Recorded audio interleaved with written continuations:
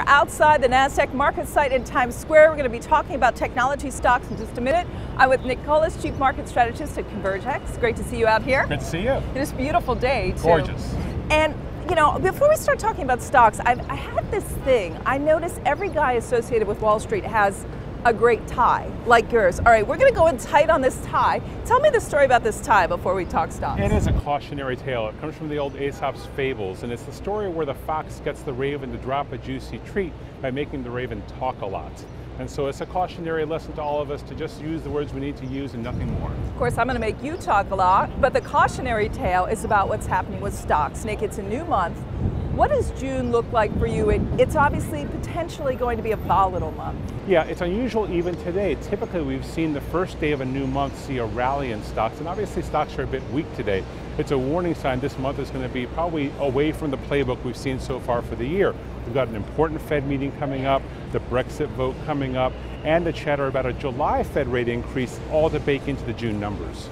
And typically summer tends to slow down on Wall Street. We've certainly had exceptions, but would you expect stocks to drift and volumes to be off after June? You know, after June, possibly so, but I'll tell you, so far, June looks like it's going to be a fairly eventful month, and I wouldn't be surprised to see that kind of excitement and interest in the market continue all the way through what's usually a slower, more sluggish period.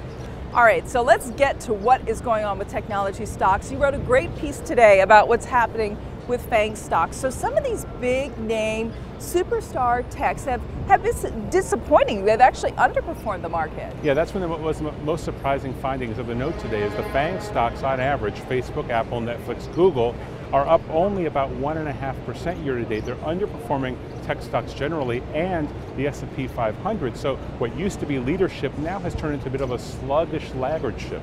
Why do you think that is? You know, every dog has its day, particularly in the tech world, and things rotate in and out of favor. So we've seen things like Facebook perform very well this year, but other names like Netflix really get pounded at various points. So it really is a name-by-name, house-to-house search in tech.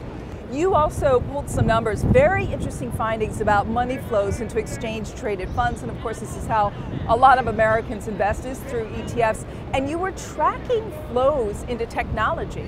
I was really surprised by that too, because what we found was that ETFs that dedicate themselves to just US tech stocks have seen money outflows over the last month, quarter to date, and year to date, and even over the last month, over $1.5 billion out. So even as tech stocks rallied over the course of May, investors were still saying, whoa, maybe a little too much, too fast, and they were taking money out of the group, and the group still worked.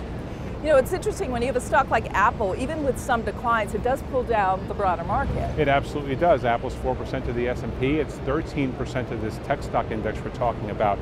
And so the Apple move in the back half of last month really helped not just Apple shareholders, but tech stockholders generally.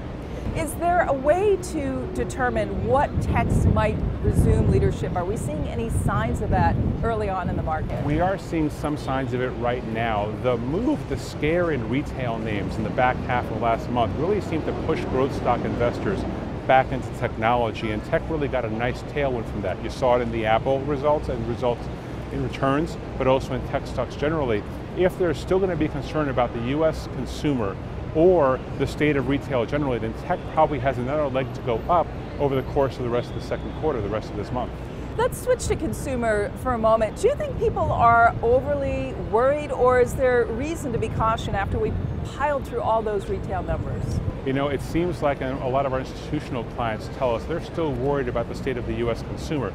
Not so much their fundamental health, but how willing they are to spend and where they're going to spend. So we saw that with retail in the month of May, focus more on online commerce than in brick and mortar commerce. But you're also seeing it in kind of a sluggish consumer confidence data, and today's car sales as well, a little bit weaker than expected. So it's shaping up to be a good consumer, but not a great consumer. Although they are buying houses, depending on the housing stats. Those were some pretty good numbers, absolutely. But we have seen some months where they're sluggish. So 1 month is not entirely a trend, and this car sales data is pretty worrisome. So we've got to watch that as well. And in terms of the consumer sector, sorry, I'm getting a little choked up to talk to you. It's all the wind out here. Do you avoid those stocks, or do they get to a point where they look attractive?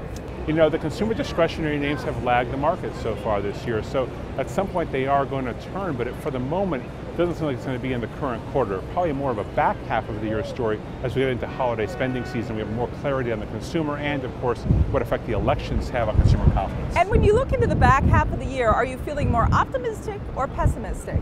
You know, it's probably more optimistic at the margin because we've held up pretty well for the first half of the year. Stocks have had a reasonable return for the first half of 2016. And aside from some of these issues like the global economy or the elections, it seems like we're on a pretty stable pace right now. And so then who's going to win out, the fox or the raven? The fox always wins. I like that. Nick Cole, it's been fun talking to you at Times Square. Thanks so much. Thank you.